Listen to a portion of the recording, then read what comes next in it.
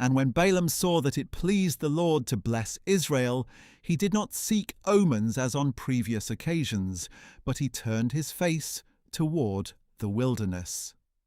When Balaam looked up and saw Israel encamped tribe by tribe, the Spirit of God came upon him.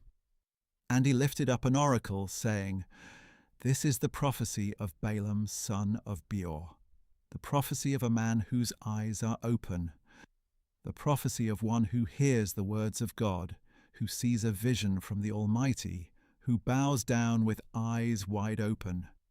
How lovely are your tents, O Jacob, your dwellings, O Israel.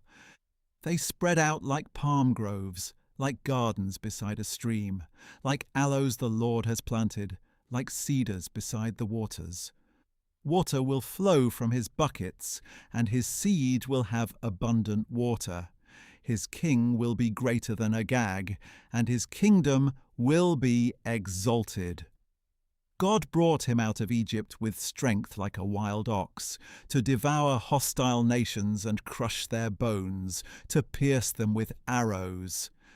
He crouches, he lies down like a lion, like a lioness. Who dares to rouse him? Blessed are those who bless you, and cursed are those who curse you.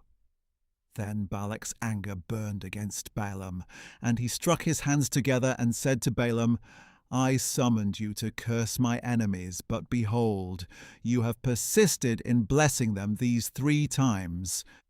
Therefore flee at once to your home. I said I would reward you richly, but instead the Lord has denied your reward." Balaam answered Balak, "Did I not already tell the messengers you sent me that even if Balak were to give me his house full of silver and gold, I could not do anything of my own accord, good or bad, to go beyond the command of the Lord? I must speak whatever the Lord says. Now I am going back to my people. But come, let me warn you what this people will do to your people in the days to come."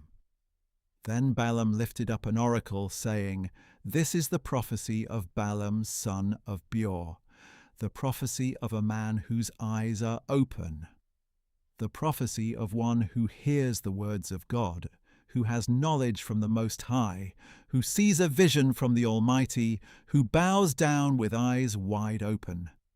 I see him, but not now. I behold him, but not near. A star will come forth from Jacob, and a scepter will arise from Israel. He will crush the skulls of Moab and strike down all the sons of Sheth. Edom will become a possession, as will Seir, his enemy, but Israel will perform with valor. A ruler will come from Jacob and destroy the survivors of the city." Then Balaam saw Amalek and lifted up an oracle, saying, "Amalek was first among the nations, but his end is destruction." Next he saw the Kenites and lifted up an oracle, saying, "Your dwelling place is secure, and your nest is set in a cliff.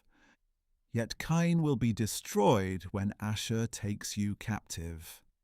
Once more Balaam lifted up an oracle, saying, Who can live unless God has ordained it? Ships will come from the coasts of Cyprus.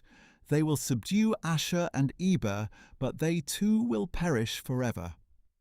Then Balaam arose and returned to his homeland, and Balak also went on his way.